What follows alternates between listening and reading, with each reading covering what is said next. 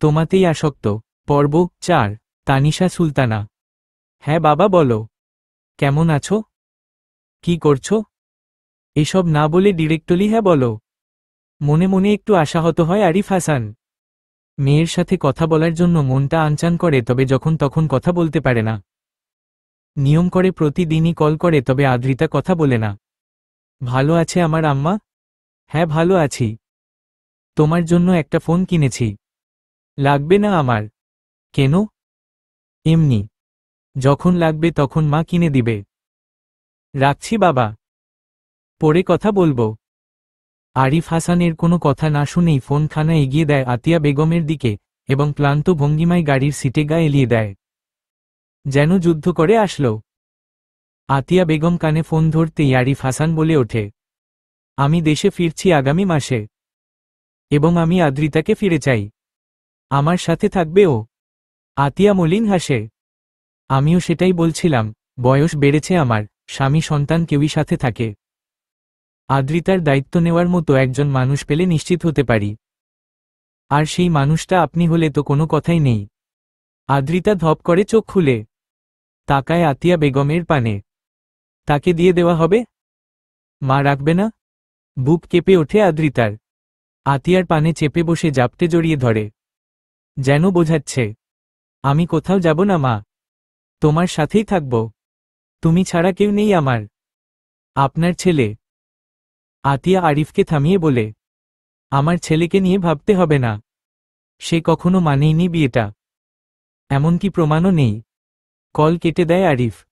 দীর্ঘশ্বাস ফেলে আতিয়া আদ্রিতার মাথায় হাত বুলিয়ে দেয়। মা আমাকে দিয়ে দেবে? বড়ই অসহায় শোনালো আদ্রিতার কণ্ঠস্বর। কি করব বল? সারা জীবন কাছে রাখার সামর্থ্য নেই যে আমার। পরবর্তীতে বলার মতো কিছু খুঁজে পায় না আদ্রিতা। কিভাবে বলবে, মা দিও না আমায়, আমি কোথাও যাব না। দীর্ঘক্ষণ নীরবতা বিরাজ করে। গাড়ি খানা Tasin group of company cross করে ঢুকে পড়ে সরু রোডে। এই তো খানিকটা দূরেই আহনার শ্বশুর বাড়ি। মা একটা কথা বলবো? বল। তোমার ছেলের সাথে আমার কি সম্পর্ক? সে কোনো বারবার বলে, ইউর হাজব্যান্ড। আতিয়া ঠিক বিশ্বাস করল না। তার ছেলে এমনটা বলবে? কখনোই না। যে ছেলে বিয়ে মানে না বলে রেজিস্ট্রি পেপার ছিঁড়ে ফেলল, দাদার মৃত্যুতে উপস্থিত থাকল না, মায়ের সাথে পর্যন্ত কথা বলে না, একটা বিয়েই তাদের গোটা পরিবারকে ধ্বংস করে দিল, খুশি নষ্ট করেছে। আতিয়া মনে করতে চায় না সেই দুঃস্বপ্নের কথা। কোনো সম্পর্ক নেই আদ্রিতা। কে কি বলল না বলল সেসব কানে তুলবে না তুমি। ছোটবেলায় তোমার আর আবরারের বিয়ে হওয়ার কথা ছিল। রেজিস্ট্রি পেপারেও সাইন করানো হয়েছিল। কিন্তু আবরার মানতে পারেনি তোমায়। তাই পেপার ছিঁড়ে ফেলেছে এবং বিদেশে চলে এসেছে। বড্ড ঝাঝালো স্বরে বলে আতিয়া। দুবার গলাও কেঁপে ওঠে, যেন চরম কষ্টের মুহূর্তের চিত্র ফুটে উঠেছে চোখের পাতায়। আদ্রিতা অবাক নয়নে তাকায় মায়ের মুখ পানে। নয়ন জোড়া চিকচিক করছে। যখন তখন গাল বেয়ে অশ্রুর বর্ষণ নামবে। চতুর আদ্রিতা সব বুঝতে পেরেছে। সেই তাহলে আসল দোষী। হৃদয় আকাশে মেঘ জমেছে। যখন তখন বৃষ্টি ঝরবে। তবে আদ্রিতা কাঁদতে চাইছে না। পৃথিবীতে এতিম মানুষগুলো বড্ড আত্মমর্যাদাহীন। তাদের যে পাত্রে রাখা হয় সেই পাত্রেই নিজেদের বাসস্থান তৈরি করে নিতে হয়। দ্বিতীয় অপশন থাকে না। ভাবনার মাঝেই গাড়ি থামে। সাদা এবং নীল রঙের সংমিশ্রণে তৈরি করা সুন্দর বাড়িটার পানে নজর পড়ে। আতিয়া বেগম নেমে পড়ে পার্স হতে টাকা বের করে ভাড়া মিটায় এবং পেছনে ফিরে বলে, আদ্রিতা নেমে আসো, এটাই বাড়ি। আদ্রিতা নেমে পড়ে আতিয়া বেগমের হাত ধরে বাড়ির ভেতরে এগিয়ে যায়। খুবই সিম্পল পরিবার আহনার শ্বশুর বাড়ির। শ্বশুর শাশুড়ি ছোট দেবর এবং বর। এই তো, আর কেউ নেই। দুইবার কলিং বেল চাপাতেই অহনা দরজা খুলে। কোলে ছোট্ট আহির। আতিয়া বেগম হেসে নাতিকে কোলে তুলে নেয়। ভালো মন্দ জিজ্ঞেস করে। অহনা আদ্রিতার পানে তাকায়, জড়িয়ে ধরে বলে, আদ্রিতা বনু ভালো আছিস? আদ্রিতা মৃদু হেসে মাথা নাড়িয়ে বোঝায়, ভালো আছি। মা গেছে বাপের বাড়ি, দিয়ে গেছে ঝাড়ি। ফিরবে না আর কোনো দিন। খুঁজবে নতুন শ্বশুর বাড়ি। সিয়াম ক্ষণে ক্ষণে খিলখিল করে হেসে উঠছে এবং কবিতা আওড়াচ্ছে। আবরার বিরক্ত ভঙ্গিমায় ফাইল ঘাটছে। ইতোমধ্যে কয়েকবার সেলফোন খানা তরিং তিরিং করে বেজে চলেছে। সেদিকে খেয়াল নেই। আহাদ সিগারেট খাচ্ছে আর সিয়ামের কবিতায় তাল মেলাচ্ছে। মা গো মা, ও গো মা, চলে গেলে কেন? আমি তোমার ভালো ছেলে, ডুবিয়ে দিয়ে গেলে। বাকিটা শেষ হওয়ার আগেই আবরার গম্ভীর স্বরে বলে ওঠে, স্টপ ইউর মাউথ। সিয়াম নিজের ঠোঁটে আঙুল দেয়। যেন দুনিয়া ধ্বংস হয়ে গেলেও সিয়াম মাহমুদ আর মুখ খুলবে না। আহদের বিষয়টা ভালো লাগলো না, তাই বলে ওঠে, এই সিয়াম অহনার নাকি একটা দেবর আছে?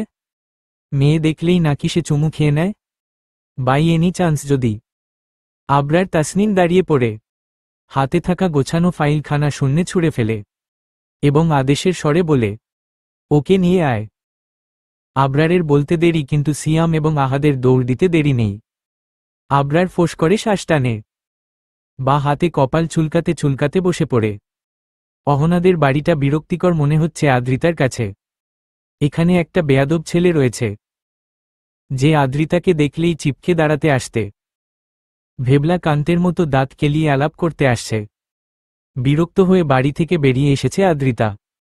ফাঁকা রাস্তায় হাঁটছে। অ্যানিকে রেখে এসেছে বাড়িতে। কি যে ভুল করেছে।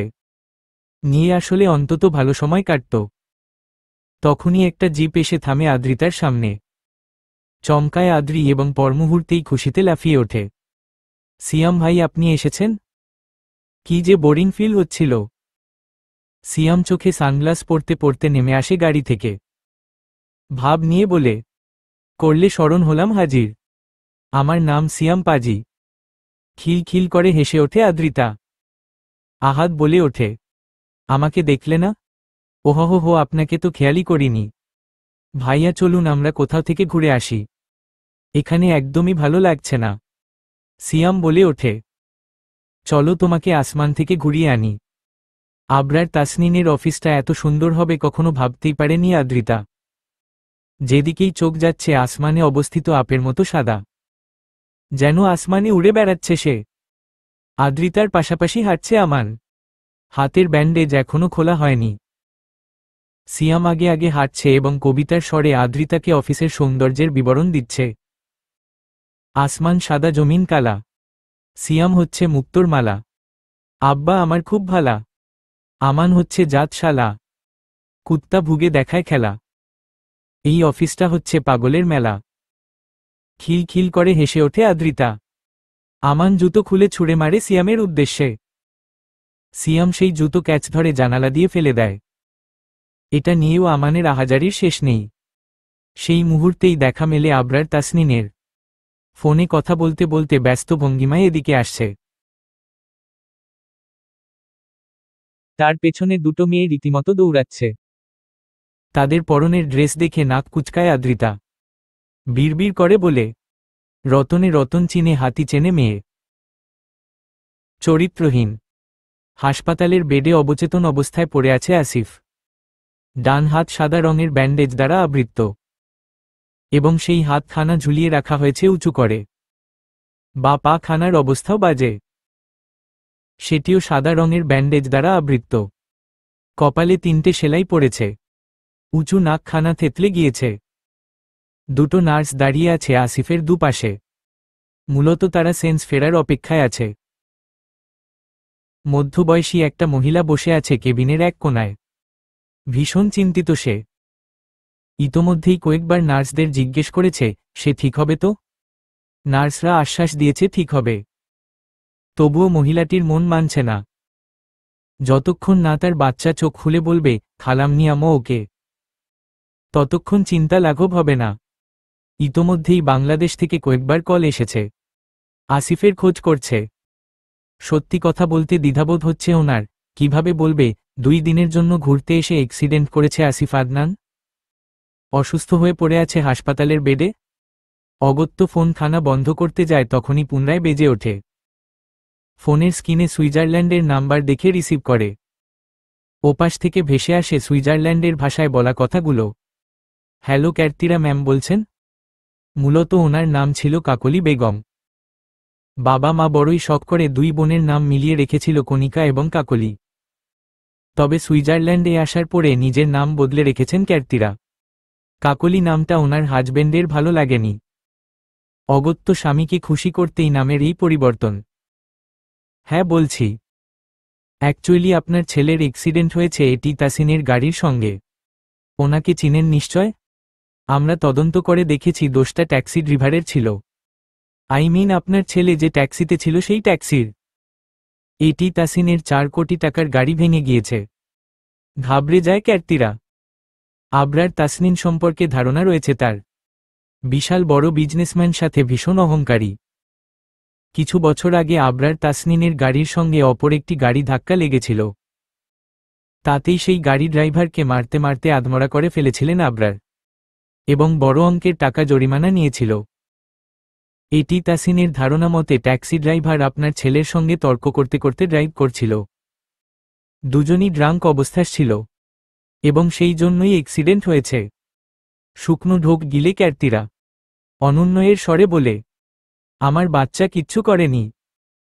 পুলিশ পুনরায় বলে, আই নো দ্যাট, বাট এটি তাসিন বুঝবে না। আমি একটা সলিউশন দিতে পারি। আপনার ছেলেকে দূরে কোথাও পাঠিয়ে দিন এবং এটি তাসিনকে সরি বলুন। কার্তিরা সম্মতি জানিয়ে কল কাটে এবং তখনই অনলাইনে ইমার্জেন্সি টিকিট বুক করে ফেলে। আসিফ চোখ খুললেই তাকে বাংলাদেশ পাঠিয়ে দিবে। অনুভব করে কপাল বেয়ে বিন্দু বিন্দু ঘাম ঝরছে। বরাবরই আবরার তাসনিন ভীষণ সুদর্শন মানুষ, তবে আজকে যেন তার সৌন্দর্য দ্বিগুণ বেড়ে গিয়েছে। ধবধবে ফর্সা শরীরে সাদা রঙের শার্ট, কালো জিন্স এবং কালো শু। বা হাতে লেপ্টে আছে কালো রঙের রোলেক্স ঘড়ি। শার্টের হাতা কোনুই অবধি গোটানো এবং বুকের কাছে 3টে বোতাম খোলা। বড় বড় চুলগুলো জেল দিয়ে পরিপাটি করে রেখেছে। শক্ত চোয়ালে খোঁচা খোঁচা চাপ দাড়ি। হাত নাড়িয়ে নাড়িয়ে করকরে ইংরেজিতে ভাষণ দিচ্ছে গম্ভীর স্বরে। তার ভাষণ দেওয়ার স্টাইলও জোশোস। গোলাপি অধরের পানে নজর পড়তেই জিভ দ্বারা ঠোঁট ভিজিয়ে নেয় আদ্রিতা। কালকে এই ওষ্ঠ জোড়াই ছুঁয়ে দিয়েছিল তার ওষ্ঠ। কাঙ্ক্ষিত মুহূর্তের কথা স্মরণ হতেই গাল দুটো ভারী হয়ে আসে। হাঁসফাঁস করে ওঠে হৃদয়খানা। শ্বাস আটকে আসছে বুঝি? জোরে জোরে শ্বাস টেনে দুপা পিছিয়ে যায় আদ্রিতা। নিজেকে বকতে বকতে বলে, ছিহহ আদ্রিতা, ছিহহ। তুই না আসিফকে ভালোবাসিস? এই অসভ্য বেয়াদব পুরুষের চুমু খেয়ে ব্ল্যাশ করছিস কেন? সেটা দুঃস্বপ্ন এবং খারাপ মুহূর্ত ছিল। ভুলে যা এবং এই বেয়াদবের থেকে দূরে থাক। কানের পিঠে চুল গুজে নিজের কপালে দুটো থা অপ্পর মারে আদ্রিতা। মুখ বাঁকিয়ে ভেঙায় নিজেকে এবং পরপরই দুপা এগিয়ে সিয়ামের পাশাপাশি দাঁড়ায়। গড় গড় করে ইংলিশ ছাড়া আবরার তাসনিনের পানে এক পলক তাকাতেও ভুলে না। সবগুলো কর্মচারী জড়ো হয়েছে। কিছু বোঝাচ্ছে তাদের। তারাও মাথা দুলিয়ে সায় জানাচ্ছে এবং নিজেদের হ্যান্ডবুকে নোট করে নিচ্ছে। আয়ানের এক হাত অকেজ, তবুও সে ফোনে টাইপ করে রাখছে। আদ্রিতা মুখ বাঁকায় এবং সিয়ামের কানে ফিসফিস করে বলে, সিয়াম ভাই, হাতির ভাষণ শুনতে ইচ্ছে করছে না, বোরিং লাগছে। চলুন কফি খেয়ে আসি। সিয়ামের হাত থেমে যায়। ইম্পটেন্ট আর্টিকেল লিখছিল সে। ইতোমধ্যেই ভুলে গিয়েছে। চোখ বন্ধ করে মনে করার চেষ্টা করে, তবে ব্যর্থ হয়। হাঁসের মতো গলা উঁচু করে পাশের জনের পানে তাকায়। তখনই আদ্রিতা পুনরায় সিয়ামের শার্ট টেনে বলে, এই ভাইয়া, চলুন না প্লিজ জজ। হাতির বকবক ভাল লাগছে না। বলছি তো। শুকনো ঢোক গিলে আদ্রিতার পানে তাকায় সিয়াম। পরপরই আবরারের পানে তাকিয়ে দেখে নোটিশ করেছে কিনা। তারপর অসহায় ভঙ্গিমায় বলে, কফি খাই না আমি, অ্যালার্জি আছে। আদ্রিতা বোধহয় বিরক্ত হল। সিয়ামের হাত থেকে টান দিয়ে নোটবুক নিয়ে নেয় এবং বলে, আপনি দাঁড়িয়ে থাকবেন, আমি খাব। চলুন। সিয়াম 2 হাত জোর করে বলে, প্লিজ মা। আদ্রিতাও সেম প্রসেসে জবাব দেয়, প্লিজ ভাইয়া, বোরিং ফিল করছি আমি। সিয়াম কিছু একটা চিন্তা করে এবং বলে, তুমি এই কেবিনে গিয়ে বসো, আমি কফি নিয়ে আসছি। আদ্রিতা মুচকি হেসে সেই কেবিনের দিকে পা বাড়ায়। হাতে এখনো সিয়ামের নোটবুক, সেটা আর দিয়ে যায় না। অসহায় সিয়াম বিড়বিড় করে আওড়ায়, এই জামাই বউ দুজন মিলে আমাকে শহীদ দিবস বানিয়ে ছাড়বে। ঘণ্টা পেরুবে একইভাবে দাঁড়িয়েছিল আদৃত। বড়ই নির্দয় এবং বেয়াদব লোক আবরার তাসনিন। নিজে আরাম করে নরম কেদারায় বসে ভাষণ ছাড়ছে আর বাকিদের দাঁড় করিয়ে রেখেছে। শালা হনুমান জীবনেও বউ জুটবে না তোর কপালে। অভিশাপ দিলাম। সিয়াম ভাইদেরও বলি হারি। এরকম অত্যাচার সহ্য করে এই লোকের অফিসে কাজ করার কি দরকার? বিড়বিড় করতে করতে ঢুকে পড়ে কেবিনে। কোনো দিক না তাকিয়ে সোজা গিয়ে বসে নরম কেদারায়। পরপরই গা এলিয়ে দেয়। আরামে চোখ বন্ধ করে বলে, অ্যানিরে তোকে আনলে তুই দেখতে পেতিস কেমন সুন্দর এই অফিস। কয়েকটা সেলফি তুলতে পারতাম তোর সাথে। মিটিং শেষ হতে ঘণ্টা খানিক সময় লেগেছে। স্টাফরা বড়ই ক্লান্ত। আবরার তাসনিন এন্ড বলার সঙ্গে সঙ্গে যে যার কেবিনে ফিরে গিয়েছে। সিয়াম কাছুমাছু হয়ে দাঁড়িয়েছিল। মাথায় তার বিশাল টেনশন। টপিক নোটস করতে পারেনি। এবার কি হবে? আবরার তাসনিনের ঝাড়ি থেকে কে বাঁচাবে? Excuse me sir, can I help you? Siam বড় বড় নয়নে তাকায় মেয়েটির পানে। মানে একটা মেয়ে এসে তাকে বলছে হেল্প লাগবে কিনা? এতদিন এই অফিসে রয়েছে, কোনোদিন একটা কুকুরও সেধে কথা বলতে আসলো না, আর আজকে সুন্দরী একটা মেয়ে। আজকে কি একটু বেশিই হ্যান্ডু লাগছে? আয়না থাকলে একটু দেখে নেওয়া যেত। ওহহ সিয়ামের গুডনেস। হ্যান্ডু সিয়াম জিন্দাবাদ। মেয়েটি পুনরায় বলে, অ্যাকচুয়ালি আমি নোটিশ করেছি একটা মেয়ে আপনার নোটবুক নিয়ে গিয়েছে। স্যার ভীষণ স্টিক, জানতে পারলে রেগে যাবে। জাস্ট। মেয়েটির কথা শেষ হওয়ার আগেই সিয়াম বলে, হ্যাঁ হ্যাঁ লাগবে হেল্প। তোমার আপনার নোটবুক দিবেন একটু? কালকেই দিয়ে দিব। মেয়েটি মুচকি হাসে এবং নোটবুক সিয়ামের পানে এগিয়ে দিয়ে বলে, ঠিক আছে।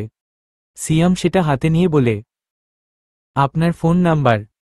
ততক্ষণে মেয়েটি চলে যায়। সিয়াম নোটবুক বুকে গুজে মেয়েটির চলে যাওয়া দেখতে থাকে। প্রেম এসেছিল কালকে। ছিলাম না বাড়িতে। আজকে আবার চলে এসেছে অফিসে। কি করে ফিরিয়ে দিব তাকে প্রেম না দিয়ে? মিটিং শেষে আবরার তাসনিন নিজের কেবিনে ঢুকে পড়ে। আদ্রিতাকে নিজের জন্য বরাদ্দকৃত কেদারায় বসতে দেখে ভ্রু কুঁচকে ফেলে। কাচের তৈরি টেবিলে পা তুলে দিয়েছে যেন এই রাজ্যের রানী সে। আদ্রিতা সামান্য চোখ খুলে দেখে নেয় আবরারকে এবং পুনরায় চোখ বন্ধ করে নেয়। কিছুতেই সে উঠবে না এখান থেকে। প্রয়োজনে ঘুমের ভাঁজ ধরে আজীবন পড়ে থাকবে। একটু নাক ডাকার অ্যাক্টিং করলে কেমন হয়? অভিনয় খানা জমে যাবে নিশ্চয়। নিজের বুদ্ধির তারিফ করে নাক ডাকা শুরু করে। আবরার বিরক্ত হয়। বিড়বিড় করে আওড়ায়, ইডিয়েট। আদ্রিতার থেকে নজর ফিরিয়ে অন্য চেয়ার দখল করে নেয়। পরপরই আমান, আহাদ এবং ইভান ঢুকে পড়ে। ক্লান্ত ভঙ্গিমায় সোফায় বসে পড়ে সকলেই। তখনই হতদম্ব হয়ে ঢুকে পড়ে সিয়াম। মুখে তার লাজুক হাসি। মেয়েটি আসলো, আমার সামনে দাঁড়ালো, তারপর জড়িয়ে ধরে ডিরেক্টলি বলল, সিয়াম আমি তোমাকে ছাড়া বাঁচব না। তুমিই আমার শেষ এবং মহাশেষ ভালোবাসা। আমি বললাম, ছাড়ুন প্লিজ। আমার লজ্জা লাগছে। কেউ দেখে ফেলবে। কিন্তু মেয়েটা ছাড়ছেই না। কি একটা ঘটনা ঘটে গেল আমার সাথে। লজ্জা মুখ দেখাতে পারছি না আমি। আবরার ফোন দেখছিল গভীর মনোযোগ দিয়ে, এবার ফোন রেখে ছোট ছোট নয়নে তাকায় সিয়ামের পানে। আমান গালে হাত দিয়ে হা করে তাকিয়ে আছে। আহাদ চেয়ার থেকে প্রায় পড়েই যাচ্ছিল। অনেকটা কষ্টে নিজেকে সামলে নেয়। ইভান শুকনো ঢোক গিলে। সিয়াম পুনরায় বলে, তোরা বুঝিস নি নিশ্চয়? আরে হহ ইয়ার জীবনে প্রপোজ পেয়েছিস যে শর্টকাট কথা বুঝবি? এই অফিসের সব থেকে বিউটিফুল লেডি আমাকে প্রপোজ করেছে। এমনকি রুম ডেট করার অফারও করেছে। আবার বিয়েও করতে চাইছে। মানে বলছে আমাকে না পেলে সে বাঁচবে। বাকি কথা শেষ হওয়ার আগেই আদ্রিতা সোজা হয়ে বসে বলে ওঠে, সিয়াম ভাই আপনি ভীষণ হ্যান্ডসাম, তাই মেয়েটি নিজেকে কন্ট্রোল করতে পারেনি। সিয়াম ঠিক কোথায় যাবে বুঝতে পারছে না। লাজুক হেসে দুই হাতে মুখ থেকে ফেলে। ঈষৎ লজ্জা পাওয়ারই দিন এটা। বাকিটা পুনরায় হতবাক হয়ে যায়। কেবিনে ঢুকেই তারা দেখল আদ্রিতা নাক ডাকছে। আর এখনই উঠে গেল? স্ট্রেঞ্জ। প্রথমবার কেউ বলল, আদ্রিতা মা তুমি না বললে আমি জানতেই পারতাম না আমিও হ্যান্ডসাম। এতদিন কেন বলনি? আমান বলে, মেয়েটি এখানে জব করে? হ্যাঁ, এখানেই তো। আমাকে অনেকদিন ধরে নোটিশ করছে। মনের কথা বলবে বলবে করেও বলতে পারছে না। ইভান বলে, তাহলে তো একবার দেখা উচিত। আবরার সঙ্গে সঙ্গে দাঁড়িয়ে পড়ে, চল দেখে আসি হবু ভাবিকে। সিয়ামের হাসিমাখা মুখখানা চুপসে যায়। আহাদ সমান উৎসাহ নিয়ে বলে, চল চল সিয়াম, মিট করিয়ে দে আমাদের। হবু ভাবিকে একটা সালাম দিয়ে আসি। আদ্রিতাও প্রস্তুতি নেয় যাওয়ার এবং বলে, আমিও দেখতে চাই। চলুন সবাই মিলে যাই, খালি হাতি থাকুক। না হলে দেখা যাবে ওনাকে দেখে ভয় ভাবি দৌড়ে পালালো। সিয়াম ভাই বিধবা হয়ে যাবে। বলেই ঠোঁট টিপে হাসে আদ্রিতা। তবে বাকিরা হাসে না, বরং বড় বড় নয়নে তাকায়। সেটা দেখে আদ্রিতার হাসিও থেমে যায়। আবরার গম্ভীর নয়নে বলে, আহাদ সবগুলো স্টাফকে জড়ো কর, ইমিডিয়েটলি। সিয়াম শুকনো ঢোক গিলে কাদো কাদো স্বরে বলে, আমি চাপা মারছি। আমাকে কেউ প্রপোজ করে নাই। আদ্রিতা ভ্রু কুঁচকে ফেলে। আবরার পুনরায় চেয়ার দখল করে বসে এবং আদেশের স্বরে বলে, প্রাইভেসি লাগবে আমার। চুমু খাওয়ার ক্রেভিন উঠছে। তোরা আসতে পারিস এখন। বন্ধ অফিস রুমের এক প্রান্তে বসে আছে আবরার। মনোযোগ মনিটরের স্ক্রিনে। মুভি চলছে। কি মুভি ঠিক বুঝতে পারছে না আদ্রিতা। অশ্লীল ড্রেস আপ, মাঝে মধ্যেই চুম্বনের দৃশ্য ফুটে উঠছে। হিরো হিরোইন সুন্দর দেখতে, তবে কথায় কথায় চুমু কেন খায় বুঝে উঠতে পারে না আদ্রি। আবরার তাসনিন বেশ এনজয় করছে মুভিটা, ঢের বুঝতে পারছে আদ্রিতা। তবে তার লজ্জা লাগছে। বন্ধ ঘরে দুজন নরনারী একসঙ্গে মুভি দেখা মোটেও শোভনীয় নয়। এই মুহূর্তে মুভির পজিশন ভালো ঠেকেছে না। কথা বুঝতে না পারলেও এটা বুঝতে পারছে অস্বাভাবিক কিছু ঘটবে এখন। শুকনো ঢোক গিলে গলা ভিজিয়ে নেয়। মনিটরের স্ক্রিন থেকে দৃষ্টি সরানোর প্রস্তুতি নিচ্ছে, ঠিক তখনই অপ্রীতিকর দৃশ্য ফুটে ওঠে। কেঁপে ওঠে আদ্রিতার সত্তা। দাঁড়িয়ে পড়ে এবং বড় বড় পা ফেলে কক্ষের শেষ প্রান্তে চলে যায়। সেখানে সুন্দর বারান্দা রয়েছে, তবে বন্ধ দরজার কারণে প্রবেশ করা যাচ্ছে না। আদ্রিতা পর্দা মুঠো করে ধরে জোরে জোরে শ্বাস টানে। হাই রে পাগল আদ্রিতা, তুই কেন লোকটার সঙ্গে রয়ে গেলি? জানিস না সে নির্লজ্জ এবং বেহায়া। মনে মনে নিজেকে বকা দেয় সে। অ্যাকচুয়ালি তখন সবাই বেরিয়ে গেলেও আদ্রিতা যায় না। এমনটা নয় যে আবরার তাকে থাকতে বাধ্য করেছে, ইচ্ছে করেই থেকে গিয়েছে। কিছু কথা বলবে আবরারকে, এবং সেগুলো বলা জরুরি। কক্ষ খালি হতেই লোকটা কিবোর্ডে আঙুল চালিয়ে একখানা মুভি প্লে করল। আদ্রিতা কতবার বলল, কিছু কথা বলতে চাই। হাতির বাচ্চা গরিলা সেসব কানেই তুলল না। অগত্য মুভি শেষ হওয়ার অপেক্ষায় আদ্রিতাও বসে রইল লোকটার পাশে। সময় গড়িয়ে ঘন্টা পেরুল, তবুও লোকটার হেলদোল নেই। যেন সে ছাড়া এই কক্ষে আর কেউ নেই। দীর্ঘশ্বাস ফেলে আদ্রিতা দেয়াল ঘড়ির পানে নজর বুলিয়ে দেখে নেয় কয়টা বাজে। সন্ধ্যা হয়ে যাবে কিছু মুহূর্ত পরেই। সকালে কি খেয়েছিল মনে নেই, তবে দুপুরে খাওয়া হয়নি। বড্ড খিদেও পেয়েছে। ঘড়ির পাশেই রয়েছে আবরার তাসনিনের বিশাল একখানা ফটো। বাংলাদেশের শাহজালাল আন্তর্জাতিক বিমানবন্দর থেকে তোলা ফটোখানা যে এখনকার, সেটা গেটআপ দেখেই বোঝা যাচ্ছে।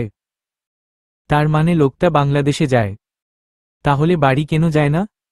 আদ্রিতার মাথায় ঢোকে না। মুভিতে বোধহয় এখন গান হচ্ছে। আবরার সাউন্ড কমিয়ে চোখ বন্ধ করে বসে আছে। দুই হাত পরিপাটি চুলের ভাঁজে। বড্ড অস্থির দেখাচ্ছে। এই সুযোগ কাজে লাগিয়ে এগিয়ে যায় আদ্রিতা।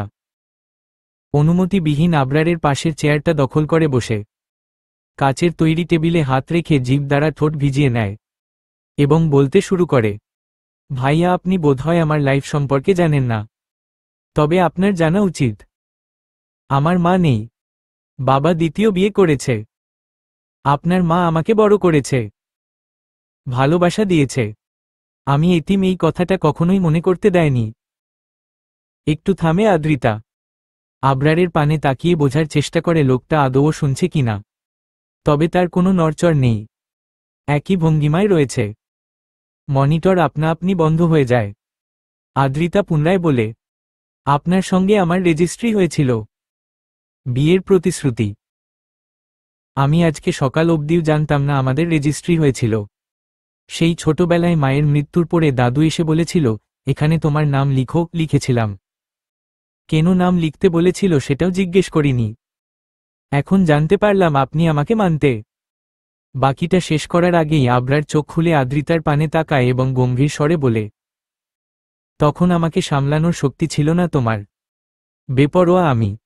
ধরলে রে যেতে। আদ্রিতার বুকের ভেতরটা কেঁপে ওঠে। অশ্লীল ইঙ্গিত বুঝতে সময় লাগে না। আবরারের পানে তাকিয়েছিল বিধায় চোখাচোখি হয়ে যায়। লাল লাল চোখ দুটো দেখে কলিজা ঠান্ডা হয়ে যায় আদ্রিতার। চটজলদি দৃষ্টি সরিয়ে নেয়। বিড়বিড় করে বলে, আপনি প্লিজ কথা বলিয়েন না। আপনার মুখের এক একটা বুলি আগুনের থেকেও ভয়ঙ্কর। জ্বালিয়ে দেয় আমার সমস্ত সত্তা। শুনতে পায় আবরার। টেবিলে 2 হাত রেখে নিজের মাথাটা হাতের ওপর রাখে এবং পূর্ণ দৃষ্টিতে তাকায় আদ্রিতার পানে। প্রথমে মাথা, তারপর নাক, ঠোঁট, সর্বশেষে গলায় দৃষ্টি নামায়। হাঙ্কি স্বরে বলে, তুমিও ভীষণ হট। শান্তিতে থাকতে দাও না আমায়। আদ্রিতা ফোঁস করে শ্বাস টানে। এই মুহূর্তে এই বাক্য আশা করে নিশে। দুঃখের কাহিনী শোনাতে এসেছিল। ভেবেছিল লোকটাকে সব বলা উচিত। কিন্তু এখন মনে হচ্ছে এর সাথে কথা বলতে আসাটাই ভুল হয়েছে। বিরক্ত আদ্রিতা হাত মুষ্টিবদ্ধ করে ফেলে। মুখটা বন্ধ করে আমার কথা শুনুন প্লিজ। দয়া করুন একটু। আমার আপনার সাহায্যের প্রয়োজন। আবরার ভদ্র বাচ্চাদের মতো মাথা নাড়ায়, যেন এবার গভীর মনোযোগ দিয়ে শুনবে কথা। আদ্রিতা বলতে শুরু করে, আমার বাবা আমাকে নিতে চাচ্ছে। বাংলাদেশে ফেরার পরে আমাকে আর সাথে রাখবে না মা। বাবা এবং তার নতুন সংসারে স্থান হবে আমার, যেটা কিছুতেই মানতে পারবো না। আমি রে গেলে ওই সংসারে যাব না। একটু থামে আদ্রিতা। আমি আসিফ আদনানকে বিয়ে করতে চাই। দুজন দুজনকে ভালোবাসি। বাংলাদেশে ফেরার পরেই আসিফ আদনানের বাড়িতে যেতে চাই। জাস্ট বললে রেজিস্ট্রি হয়েছে। দুটো বিয়ে করবে? সেটাই তো বলতে চাইছি। আপনি বিয়ে মানেন না। আমিও আপনাকে পছন্দ করি না। সো আমি চাচ্ছিলাম এই বিষয়টা আমাদের মধ্যেই থাকবে, কেউ জানবে না। আর আপনি একটু কষ্ট করে আমার আর আসিফের বিয়েটা। বাকিটা শেষ করার আগেই আবরারের ফোন বেজে ওঠে। স্ক্রিনে ফাকিং পুলিশ নামটা ভেসে উঠেছে। আদ্রিতা ফোনের স্ক্রিনে তাকিয়ে ভ্রু কুঁচকে ফেলে। এটা কেমন নাম? আবরার কলখানা রিসিভ করে ব্লুটুথ অন করে কানে দেয়। স্যার আসিফ আদনান। মেরে ফেলুন তাকে। ব্যাসস কল কেটে দেয়। আদ্রিতা বড় বড় নয়নে তাকায়। আবরার তাসনিম কি কোনো মাফিয়া টাফিয়া নাকি? কি সাবলীল ভাষায় বলে দিল মেরে ফেলুন। যেন তার প্রফেশন এটাই। শুকনো ঢোক গিলে আদ্রিতা। আবরার কিবোর্ড চেপে অর্ধেক দেখা মুভি খানা পুনরায় চালিয়ে দেয়। আয়েশি ভঙ্গিমায় গা এলিয়ে দেয় চেয়ারে। আদ্রিতা অসহায় ভঙ্গিমায় তাকিয়ে থাকে আবরারের মুখ পানে। কানে ভেসে আসে অশ্লীল লোকটার অশ্লীল বার্তা। এই মুভির মতো পারফরমেন্স করতে পারলে ভেবে দেখব বিয়ের ব্যাপারটা চেপে যাওয়া যায় কিনা। আদ্রিতা দাঁতে দাঁত চেপে বলে, আপনি? আদ্রিতার কথা শেষ হওয়ার আগেই আবরার। বন্ধ অফিস রুমের এক প্রান্তে বসে আছে আবরার। মনোযোগ মনিটরের স্ক্রিনে। মুভি চলছে। কি মুভি ঠিক বুঝতে পারছে না আদ্রিতা। অশ্লীল ড্রেস আপ। মাঝে মধ্যেই চুম্বনের দৃশ্য ফুটে উঠছে। হিরো হিরোইন সুন্দর দেখতে, তবে কথায় কথায় চুমু কেন খায় বুঝে উঠতে পারে না আদ্রি। আবরার তাসনিন বেশ এনজয় করছে মুভিটা, ঢের বুঝতে পারছে আদ্রিতা। তবে তার লজ্জা লাগছে। বন্ধ ঘরে দুজন নরনারী একসঙ্গে মুভি দেখা মোটেও শোভনীয় নয়। এই মুহূর্তে মুভির পজিশন ভালো ঠেকেছে না। কথা বুঝতে না পারলেও এটা বুঝতে পারছে অস্বাভাবিক কিছু ঘটবে এখন। শুকনো ঢোক গিলে গলা ভিজিয়ে নেয়। মনিটরের স্ক্রিন থেকে দৃষ্টি সরানোর প্রস্তুতি নিচ্ছে, ঠিক তখনই অপ্রীতিকর দৃশ্য ফুটে ওঠে। কেঁপে ওঠে আদ্রিতার সত্তা। দাঁড়িয়ে পড়ে এবং বড় বড় পা ফেলে কক্ষের শেষ প্রান্তে চলে যায়। সেখানে সুন্দর বারান্দা রয়েছে, তবে বন্ধ দরজার কারণে প্রবেশ করা যাচ্ছে না। আদ্রিতা পর্দা মুঠো করে ধরে জোরে জোরে শ্বাস টানে। হাই রে পাগল আদ্রিতা, তুই কেন লোকটার সঙ্গে রয়ে গেলি?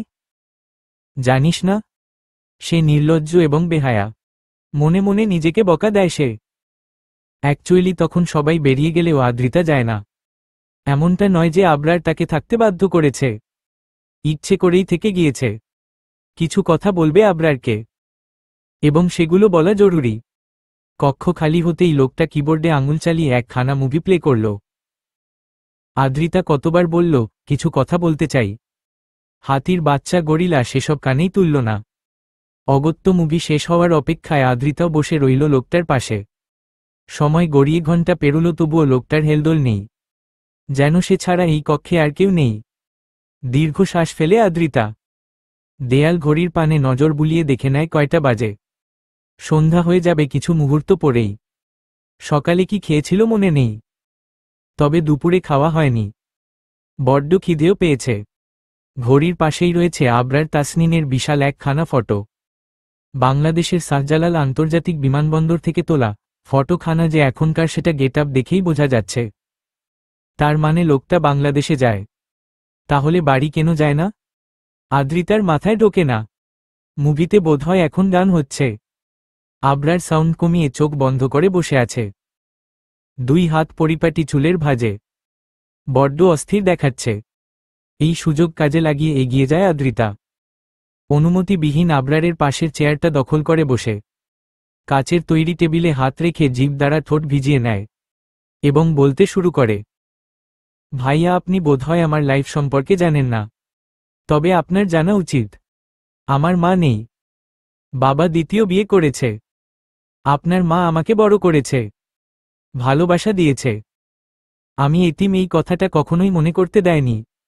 একটু থামে আদ্রিতা। আবরারের পানে তাকিয়ে বোঝার চেষ্টা করে লোকটা আদৌ শুনছে কিনা। তবে তার কোনো নড়চড় নেই, একই ভঙ্গিমায় রয়েছে। মনিটর আপনা আপনি বন্ধ হয়ে যায়। আদ্রিতা পুনরায় বলে, আপনার সঙ্গে আমার রেজিস্ট্রি হয়েছিল। বিয়ের প্রতিশ্রুতি। আমি আজকে সকাল অবধিও জানতাম না আমাদের রেজিস্ট্রি হয়েছিল। সেই ছোটবেলায় মায়ের মৃত্যুর পরে দাদু এসে বলেছিল, এখানে তোমার নাম লিখো, লিখেছিলাম। কেন নাম লিখতে বলেছিল সেটাও জিজ্ঞেস করিনি। এখন জানতে পারলাম আপনি আমাকে মানতে। বাকিটা শেষ করার আগেই আবরার চোখ খুলে আদ্রিতার পানে তাকায় এবং গম্ভীর স্বরে বলে, তখন আমাকে সামলানোর শক্তি ছিল না তোমার। বেপরোয়া আমি। ধরলে রে যেতে। আদ্রিতার বুকের ভেতরটা কেঁপে ওঠে। অশ্লীল ইঙ্গিত বুঝতে সময় লাগে না। আবরারের পানে তাকিয়েছিল বিধায় চোখাচোখি হয়ে যায়। লাল লাল চোখ দুটো দেখে কলিজা ঠান্ডা হয়ে যায় আদ্রিতার। চটজলদি দৃষ্টি সরিয়ে নেয়। বিড়বিড় করে বলে, আপনি প্লিজ কথা বলিয়েন না। আপনার মুখের এক একটা বুলি আগুনের থেকেও ভয়ঙ্কর। জ্বালিয়ে দেয় আমার সমস্ত সত্তা। শুনতে পায় আবরার। টেবিলে দুই হাত রেখে নিজের মাথাটা হাতের ওপর রাখে এবং পূর্ণ দৃষ্টিতে তাকায় আদ্রিতার পানে। প্রথমে মাথা, তারপর নাক, ঠোঁট, সর্বশেষে গলায় দৃষ্টি নামায়। হাঙ্কি স্বরে বলে, তুমিও ভীষণ হট। শান্তিতে থাকতে দাও না আমায়। আদ্রিতা ফোঁস করে শ্বাস টানে। এই মুহূর্তে এই বাক্য আশা করেনি সে। দুঃখের কাহিনী শোনাতে এসেছিল। ভেবেছিল লোকটাকে সব বলা উচিত, কিন্তু এখন মনে হচ্ছে এর সাথে কথা বলতে আসাটাই ভুল হয়েছে। বিরক্ত আদ্রিতা হাত মুষ্টিবদ্ধ করে ফেলে। মুখটা বন্ধ করে, আমার কথা শুনুন প্লিজ। দয়া করুন একটু। আমার আপনার সাহায্যের প্রয়োজন। আবরার ভদ্র বাচ্চাদের মতো মাথা নাড়ায়, যেন এবার গভীর মনোযোগ দিয়ে শুনবে কথা। আদ্রিতা বলতে শুরু করে, আমার বাবা আমাকে নিতে চাচ্ছে। বাংলাদেশে ফেরার পরে আমাকে আর সাথে রাখবে না মা। বাবা এবং তার নতুন সংসারে স্থান হবে আমার, যেটা কিছুতেই মানতে পারবো না। আমি রে গেলে ওই সংসারে যাব না। একটু থামে আদ্রিতা। আমি আসিফ আদনানকে বিয়ে করতে চাই। দুজন দুজনকে ভালোবাসি। বাংলাদেশে ফেরার পরেই আসিফ আদনানের বাড়িতে যেতে চাই। জাস্ট বললে রেজিস্ট্রি হয়েছে, দুটো বিয়ে করবে, সেটাই তো বলতে চাইছি। আপনি বিয়ে মানেন না, আমিও আপনাকে পছন্দ করি না। আমি চাচ্ছিলাম এই বিষয়টা আমাদের মধ্যেই থাকবে, কেউ জানবে না। আর আপনি একটু কষ্ট করে আমার আর আসিফের বিয়েটা। বাকিটা শেষ করার আগেই আবরারের ফোন বেজে ওঠে। স্ক্রিনে ফাকিং পুলিশ নামটা ভেসে উঠেছে। আদ্রিতা ফোনের স্ক্রিনে তাকিয়ে ভ্রু কুঁচকে ফেলে। এটা কেমন নাম? আবরার কলখানা রিসিভ করে ব্লুটুথ অন করে কানে দেয়। স্যার আসিফ আদনান, মেরে ফেলুন তাকে। ব্যাসস কল কেটে দেয়। আদ্রিতা বড় বড় নয়নে তাকায়। আবরার তাসনিম কি কোনো মাফিয়া টাফিয়া নাকি? কি সাবলীল ভাষায় বলে দিল মেরে ফেলুন, যেন তার প্রফেশন এটাই। শুকনো ঢোক গিলে আদ্রিতা। আবরার কিবোর্ড চেপে অর্ধেক দেখা মুভি খানা পুনরায় চালিয়ে দেয়। আয়েশি ভঙ্গিমায় গা এলিয়ে দেয় চেয়ারে। আদ্রিতা অসহায় ভঙ্গিমায় তাকিয়ে থাকে আবরারের মুখ পানে। কানে ভেসে আসে অশ্লীল লোকটার অশ্লীল বার্তা। এই মুভির মতো পারফরমেন্স করতে পারলে ভেবে দেখব বিয়ের ব্যাপারটা চেপে যাওয়া যায় কিনা। আদ্রিতা দাঁতে দাঁত চেপে বলে, আপনি? আদ্রিতার কথা শেষ হওয়ার আগেই আবরার। চিন্তিত আতিয়া বেগম পায়চারি করে চলেছে অনবরত। অহনা কয়েকবার শান্ত হতে বলেছে, তবে আতিয়ার মন মানছে না। এই শীতের মৌসুমেও তার কপালে বিন্দু বিন্দু ঘামের দেখা মিলেছে। জোরে জোরে শ্বাস টানছে, যেন নিঃশ্বাস আটকে আসছে। কোলে থাকা ছোট্ট হিমু নানুর মুখ পানে তাকিয়ে আছে গোল গোল নয়ন মেলে। ছোট হাতখানা মুখে পুড়ে চুষছে এবং নানুকে দেখছে, যেন জানতে চাচ্ছে, তোমার এই চিন্তার কারণ কি নানু? আতিয়া বেগম এর কানে ফোন। কল বেজে চলেছে কিন্তু রিসিভ হচ্ছে না। ইতোমধ্যে 50 বার কল করেছে, প্রতিবারই বাজতে বাজতে কেটে যায়। আদ্রিতা তো এমন উদাসীন মেয়ে নয়, মাকে না বলে কোথাও যায় না। তাহলে আজকে কি হলো? কোনো বিপদে পড়ল কি? নতুন দেশ কিছুই চেনে না। অহনার স্বামী এবং দেবর বেরিয়ে গিয়েছে আদ্রিতাকে খুঁজতে। তাদেরও কল করেছে কয়েকবার, কিন্তু হতাশাজনক বাক্য শুনেছে তাদের থেকেও। আতিয়া বেগম অবশেষে কল করে সিয়ামের নাম্বারে। যদি ছেলেটা কিছু জেনে থাকে। হ্যালো আন্টি বলুন। আতিয়া বেগম তাড়াহুড়ো করে বলে, আদ্রিতাকে পাচ্ছি না। আন্টি রিল্যাক্স, আদ্রিতা আমাদের সাথে রয়েছে। স্বস্তির নিঃশ্বাস ফেলে আতিয়া বেগম। এতক্ষণে কলিজা ঠান্ডা হলো। কয়েকবার আলহামদুলিল্লাহ আওড়ায়। আজকের এই ঘটনায় আতিয়া বেগম একটা বিষয় বুঝতে পেরেছে, আদ্রিতার তার প্রাণ ছেলে মেয়ে ছাড়া এতগুলো বছর কাটাতে পেরেছে সে, তবে আতিয়াকে ছাড়া 5টা মিনিটও থাকতে পারবে না। সোফায় বসে পড়ে আতিয়া হিমুকে শুইয়ে দিয়ে হাতের উল্টো পিঠে মুছে নেয় চোখের পানি। আমি আজকে ফিরতে পারবো না। আদ্রিতাকে এখানে দিয়ে যেও আমার কাছে। একা ছেড়ো না। না না আন্টি, আজকে আমাদের সাথেই থাকবে ও। বারবিকিউ পার্টি আছে, কালকে দিয়ে আসব। ঠিক আছে, দেখে রেখো। বড্ড চঞ্চল সে। কল কেটে দেয় সিয়াম। ফোন খানা অনাদরে ফেলে রাখে টেবিলে। গালে হাত দিয়ে ফোঁস করে শ্বাস টানে। মনের মধ্যে একখানা কবিতা আকুপাকু করছে, কিন্তু মুড খারাপ বলে মন থেকে বের করছে না। জীবনটা বড়ই বেদনার। সেই মেয়েটা ফ্রেন্ড রিকোয়েস্ট পাঠিয়েছে আয়ানকে। একটু আগেই আয়ানের ফোন খানা চেক করেছে সিয়াম। মেসেঞ্জারে ঢোকার সঙ্গে সঙ্গে দেখতে পেয়েছে মেয়েটার মেসেজ। এত এত মেসেজ দিয়ে ভরিয়ে রেখেছে আয়ানের মেসেজ বক্স। আয়ান অবশ্য রিপ্লাই করে না। নারী জাতি বড়ই ভয়ঙ্কর। সাহায্যের হাত বাড়ি ঘণ্টা বাজিয়ে দিল সিয়ামের মনে, আর মেসেঞ্জারে স্মরণ করে আয়ানকে। বড়ই দুঃখজনক বিষয়। আয়ান আয়েশ করে কফির মগে চুমুক দিচ্ছে, যেন এই মুহূর্তে কফি খাওয়া ছাড়া আর কোনো কাজ নেই তার। আহাদ ফেসবুকে স্ট্যাটাস দিচ্ছে, আমি সিঙ্গেল। কানা গুজো প্রতিবন্ধী খোড়া কোনো মেয়ে সিঙ্গেল আছো? থাকলে নক দিও, সুখ দুঃখের আলাপ করব। ইভান সেই পোস্টে হাহা রিয়েক্ট দিয়ে কমেন্ট করেছে, আছে ভাই আছে। বাংলাদেশের ক্রিম আপা সুমাইয়া রুমু রানু মণ্ডল মিস চকলেট সহ আরও কিছু টিকটক প্রতিবন্ধী সিঙ্গেল আছে। তখনই আদ্রিতা বেরিয়ে আসে আবরারের কেবিন থেকে। হাঁটার গতি বলে দিচ্ছে ভীষণ রেগে আছে সে, যেন এখনই বম ফাটাবে। সিয়াম নড়েচড়ে সোজা হয়ে বসে। আহাদ এবং ইভান ফোন রেখে মনোযোগ দিয়ে তাকায় আদ্রিতার পানে। ভয়ঙ্কর এক সিনেমা শুরু হয়ে এখনই। আমি আর এখানে থাকব না, দিয়ে আসুন মায়ের কাছে। আবরার তাসনিন লোকটা প্রচুর খারাপ, চরিত্রহীন। এই লোকের আশেপাশে থাকাও পাপ। রাগে ফোঁস ফোঁস করতে করতে বলে আদ্রিতা। সিয়াম শুকনো কাশি দিয়ে দাঁড়িয়ে পড়ে গম্ভীর মুখে এগিয়ে আসে আদ্রিতার দিকে এবং বলে, গাছে ফুল গরুর কান। আবরার ভাই চরিত্রবান, মিথ্যে কথা মানব না। প্রমাণ না দিলে বিশ্বাস করব না। ফুলের গাছে কাটা থাকে, চাঁদেই গায়ে কলঙ্ক। আমার ভাই আবরার থাকে না উলঙ্গ। তাহলে কি করে হলো সে চরিত্রহীন? আয়ান কফির মগে শেষ চুমুক দিয়ে বলে, সহমত সহমত। সবাই তালি দে। আহাদ সিয়ামের পিঠ চাপকে বলে, বাহ ভাই বাহ। জীবনে প্রথমবার তোর কবিতা আমার নাড়িভুড়ি ছুঁয়ে দিলে। আদ্রিতা দাঁতে দাঁত চেপে হাত মুষ্টিবদ্ধ করে নেয়। কেউ নেই তার। আমান, আহাদ, সিয়াম, ইভান সবাই আবরারের পার্টিতে। আদ্রিতা একা। মনে পড়ে আবরারের কেবিনের সেই দৃশ্য। আদ্রিতা যখন আবরারকে বলেছিল, আপনি। আবরার আদ্রিতার ঠোঁটে আঙুল ঠেকিয়ে ফিসফিস করে বলল, আজকের রাতটা আমায় দাও। ট্রাস্ট মি, নেক্সট টাইম পরপুরুষের নাম উচ্চারণ করতেও গলা কাঁপবে। আবরারের দৃষ্টি ছিল ভয়ঙ্কর, যেন এখনই টুপ করে গিলে খেয়ে ফেলবে তাকে। আদ্রিতা সুযোগ বুঝে এক দৌড়ে বেরিয়ে আসে কেবিন থেকে। আপনারা বিশ্বাস কেন করছেন না আমার কথা?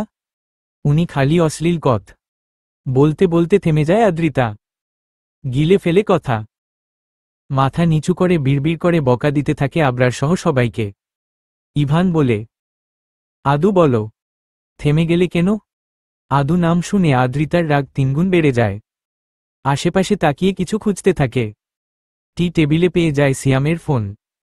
সেটা তুলে ছুঁড়ে মারে ইভানের পানে। সিয়াম বুকে হাত দিয়ে বসে পড়ে কাদো কাদো স্বরে বলে, আমার ফোন? ইভার ফোন খানা ক্যাচ ধরে ফেলে। আপনার মাথা। থাকবই না আমি এখানে। এখনই চলে যাব। আপনাদের সাথেও কথা বলবো না কখনো। বলতে বলতে পেছনে ঘুরে চলে যেতে থাকে। কিছুতেই এখানে আর থাকবে না। বাড়ির রাস্তা না চিনলে রাস্তায় রাস্তায় ঘুরবে, তবু এখানে থাকবে না। এখানকার কেউ ভালো না, সবাই পাগল। বকবক করতে করতে আনমনে হাঁটছে আদ্রিতা। দোতলা ছাড়িতে নিচতলার করিডোরে চলে আসে। হঠাৎ করে কারো সঙ্গে ধাক্কা খায়। লোকটি ঝোঁক সামলাতে না পেরে পড়ে যায় ফ্লোরে। আদ্রিতা তার ওপরে গিয়ে পড়ে। লোকটি মৃদু স্বরে আহোহ বলে ওঠে। কোমরে বেশ চোট পেয়েছে বোধ হয়। আদ্রিতা তাড়াহুড়ো করে তার ওপর থেকে উঠে পড়ে। তাড়াহুড়ো করে বলে, সরি সরি সরি, আমি খেয়াল করিনি। ব্যথা পেয়েছেন আপনি? লোকটা এবার চোখ তুলে তাকায় আদ্রিতার পানে। প্রথমেই নজর পড়ে গোলাপি অধরে। পরপরই শরীরের প্রতিটা ভাঁজে নজর বুলিয়ে নেয়। সাদা রঙের টপস খানা ফর্সা শরীরে দারুণভাবে ফুটে উঠেছে। এটি তাসিনের অফিসে হট বিউটিফুল বাঙালি মেয়ে? ইন্টারেস্টিং বিষয়। লোকটা বাঁকা হাসে। হাঁটু মুড়ে বসে পড়ে আয়েশ করে। দুই হাত ওপরে তুলে আড়মোড়া ভাঙতে ভাঙতে শুধায়, বাঙালি? আদ্রিতা মাথা নিচু করে উমম বলে। লোকটা আবারও হাসে। নিজের হাত এগিয়ে দেয় আদ্রিতার পানে। ইনোসেন্ট ভঙ্গিমায় বলে, ব্যথা পেয়েছি, একটু হেল্প করুন উঠতে। আদ্রিতা নিজের নরম তুলতুলে হাতখানা এগিয়ে দিয়ে লোকটার হাত ধরে মুঠো করে এবং টেনে দাঁড় করায় তাকে। দাঁড়িয়ে যাওয়ার পরে আচমকা লোকটা আদ্রিতার কোমরে হাত রাখে এবং সঙ্গে সঙ্গে সরিয়ে নেয়। আদ্রিতা চমকে কয়েক পা পিছিয়ে যায়। কপালে ভাঁজ ফেলে তাকায় লোকটার মুখ পানে। সরি, হ্যাঁ, ব্যালেন্স রাখতে পারিনি, এক্সট্রিমলি সরি। আদ্রি কিছু বলবে তার আগেই লোকটার চোয়াল বরাবর কেউ ঘুষি মারে। ছিটকে কয়েক হাত দূরে পড়ে যায় সে। ভয়ার্ত আদ্রিতা দুপা পিছিয়ে যায়। মৃদু স্বরে চিৎকার করে ওঠে। আবরারের মোটেও আদ্রিতার পানে তাকানোর সময় নেই। সে আহত লোকটাকে টেনে তুলে পুনরায় মারতে থাকে। লোকটা নিজেকে বাঁচানোর জন্য বারংবার বলতে থাকে, তাসিন, কি করেছি আমি? মারছো কেন? তবে আবরার জবাব দেয় না। ইতোমধ্যেই সিয়াম, আয়ান, আহান, ইভান চলে এসেছে করিডোরে। কর্মকর্তারাও নিজ নিজ আসন হতে একটু উকি দিয়ে দেখার চেষ্টা করছে, তবে এগিয়ে আসার সাহস নেই। আদ্রিতা সিয়ামের হাত ধরে কাঁপা কাঁপা স্বরে বলে, ও নাকে মা রোছে কেন ভাইয়া? ছেড়ে দিতে বলুন। সিয়াম আদ্রিতার মাথায় হাত বুলিয়ে দেয়। আমি কিছু বলতে গেলে আমাকেও বিদম পেটাবে। চুপচাপ দেখে যাও। দীর্ঘক্ষণ মারার পরে থেমে যায় আবরার। মারতে মারতে হাঁপিয়ে গিয়েছে সে। জোরে জোরে শ্বাস টানছে। সাদা রঙের শার্ট খানা ঘামে ভিজে জবুথবু হয়ে গিয়েছে। সাদা ফ্লোর লাল রং ধারণ করেছে। লোকটার নাক মুখ ফেটে রক্ত গড়াচ্ছে। নিভু নিভু আঁখি মেলে তাকানোর চেষ্টা করে লোকটা। আহত হাত তুলে ইশারায় বোঝায়, তোকে দেখে নিব তাসিন। আবরার পুনরায় লাথি মারে লোকটার পেটে। সিয়াম একে ছুঁড়ে ফেলে আয় নর্দমায়। গম্ভীর স্বরে বাক্যগুলো আওড়িয়ে আদ্রিতার সামনে গিয়ে দাঁড়ায়। আদ্রি শুকনো ঢোক গিলে রিনরিনিয়ে বলে, আমি কিছু করিনি। চিনি না একে।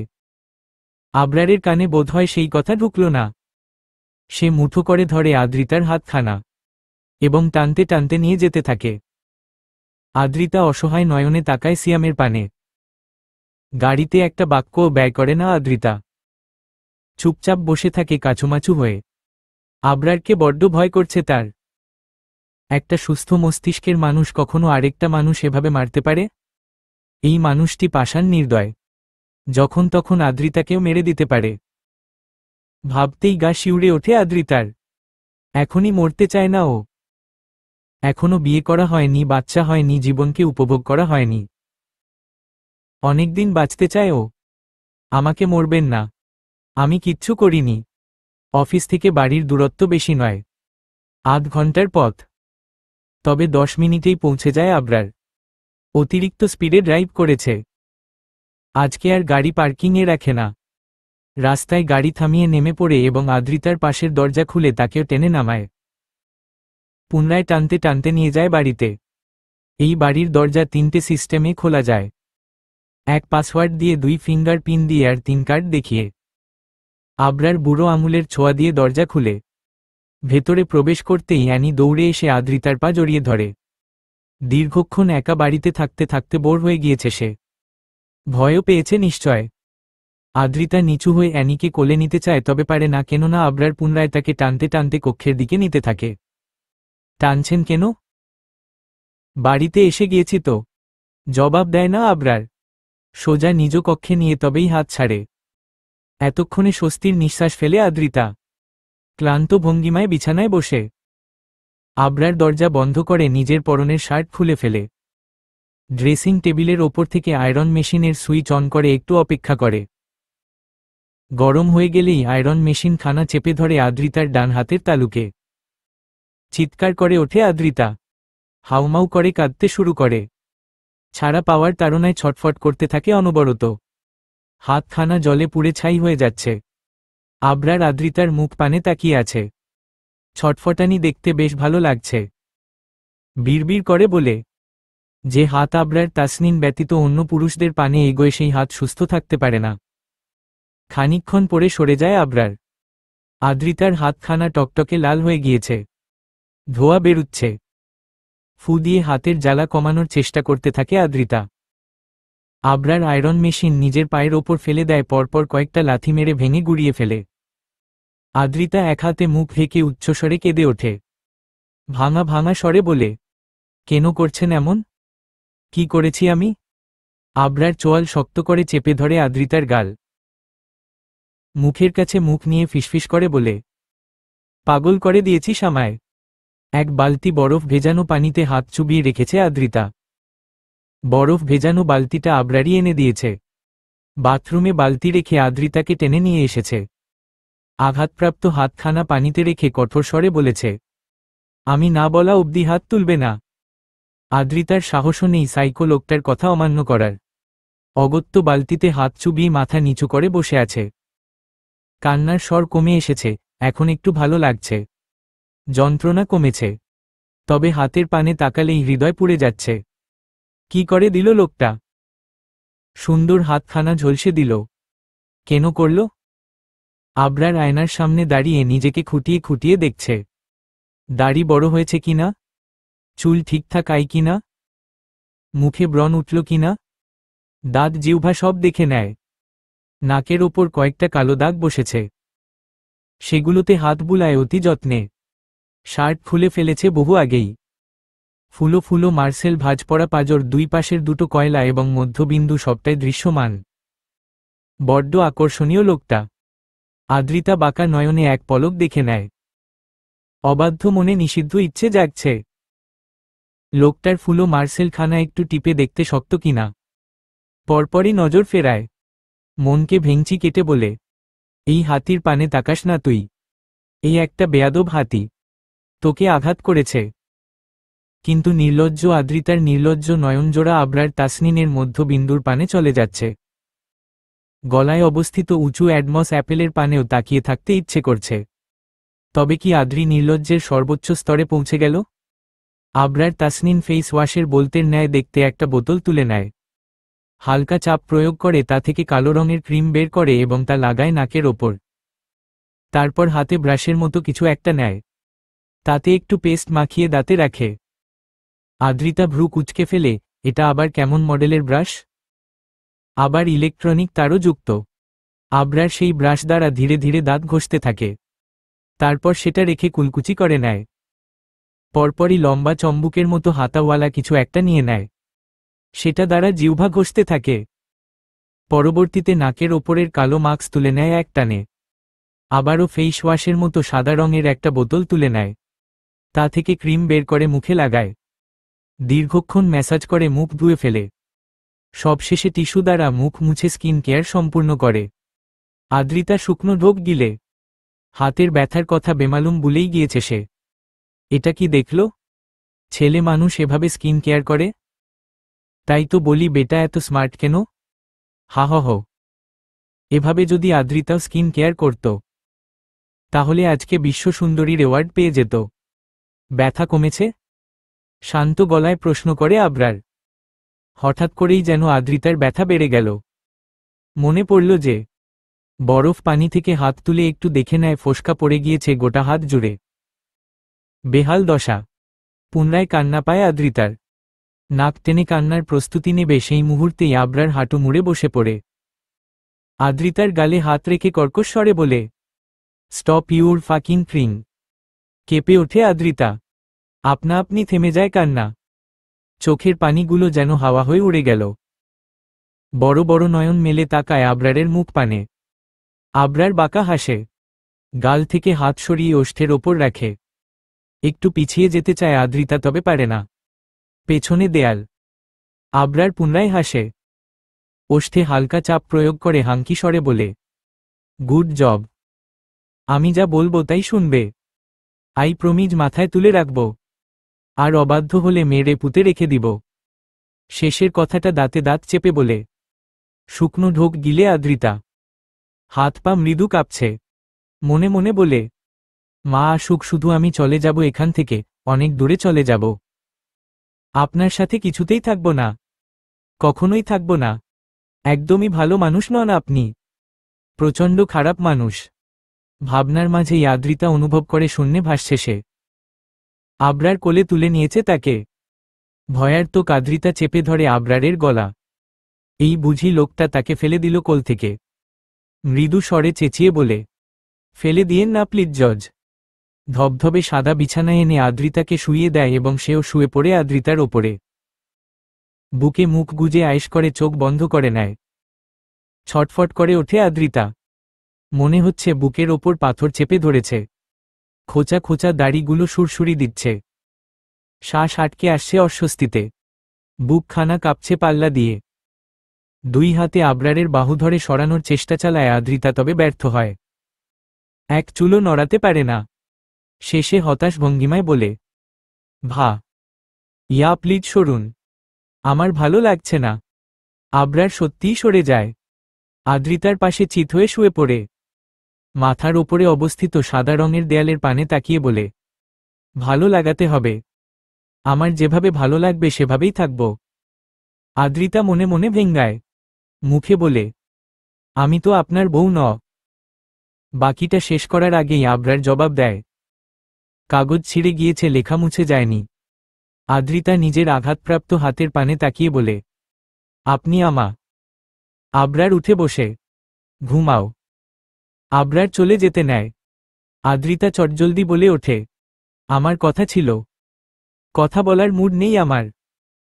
রোমাঞ্চ করার মুড। এখানে থাকলে করতে ইচ্ছে হবে। বলেই বড় বড় পা ফেলে প্রস্থান করে আবরার।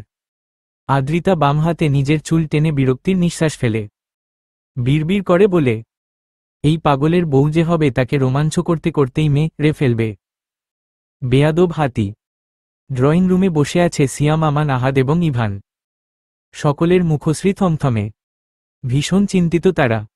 আবরাকে আসতে দেখেই সিয়াম দাঁড়িয়ে পড়ে।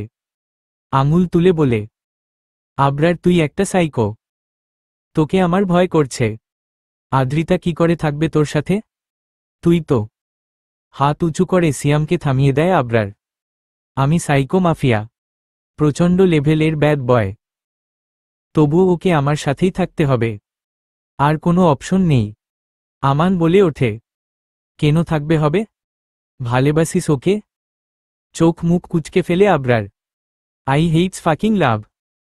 এসব ভালোবাসা টাসা বুঝি না আমি, শুধু এইটুকুই বুঝি, সি ইজ মাই প্রপার্টি। আহাদ এক লাফে আবরারের সামনে এসে দাঁড়ায়, গালে হাত দিয়ে ভ্রু কুঁচকে প্রশ্ন করে, কবে থেকে মনে হলো সে তো প্রপার্টি? আবরার চট করেই জবাব দিতে পারে না। আবরার কক্ষ থেকে বের হতেই আদ্রিতা বসে পড়ে, এদিক সেদিকে খুঁজতে থাকে। টি টেবিলের ওপরে কাঙ্ক্ষিত জিনিস পেয়ে যায়। চটজলদি টি টেবিল থেকে ফোন খানা তুলে নেয়। কল করে আতিয়া বেগমের ফোনে। রিং হতে হতে কেটে যায়। কল রিসিভ করে না সে। মা ছাড়া দুনিয়াতে আরও একটা মানুষ আছে আদ্রিতার, সে হচ্ছে তার বাবা আরিফ। মা ফোন ধরছে না দেখে আদ্রিতা বাবাকে কল করে। সাথে সাথেই রিসিভ হয় কলখানা। বাবা। বহুদিন পরে বাবা ডাকটা শুনে আরিফের কলিজা খানা জুড়িয়ে যায়। আখি পল্লব বন্ধ করে অনুভব করে ডাকটা, এবং বলে, আদ্রিতা মা ভালো আছো? আদ্রিতা হাউমাউ করে কেঁদে ওঠে, বাবা আমি এখানে থাকতে পারবো না, আমাকে নিয়ে যাও, ভালো নেই আমি, রে যাচ্ছি। বুকের ভেতরটা কেঁপে ওঠে আরিফের। বিচলিত স্বরে বলে, কি হয়েছে মা? বলো আমায় কি হয়েছে? তুমি নিয়ে যাও আমায়, কালকেই চলে এসে আমাকে নিতে। আসবে তো বাবা? আরিফ একটু ভেবে জবাব দেয়, টিকিট পেলে আসলো মা প্রমিজ, না পেলে এই সপ্তাহের মধ্যেই আসবো আমি। কল কাটে আদ্রিতা। চিন্তিত আরিফ মাথায় হাত ঠেকিয়ে বসে থাকে। কি হয়েছে তার মেয়ের? কখনো তো এভাবে কথা বলেনি। বরাবরই নিজের দুর্বলতা প্রকাশ করে নারাজ সে। শত কষ্ট হলেও মুখ ফুটে বলে না। তাহলে আজকে কি হলো? 2023 ডিসেম্বরের 15 তারিখ। তাসিন ফ্যাশন হাউসের একটা শাখা বাংলাদেশে খোলা হয়েছে। বসুন্ধরারা মার্কেটে নতুন 3টে শোরুম ওপেনিং ডেট ছিল। শোরুম উদ্বোধনের জন্য আবরার তাসনিন বাংলাদেশে গিয়েছিল। বহু বছর পরে নিজ দেশের মাটিতে পা রাখতেই শক্তপোক্ত পাষাণ আবরারের হৃদয় কেঁপে উঠেছিল।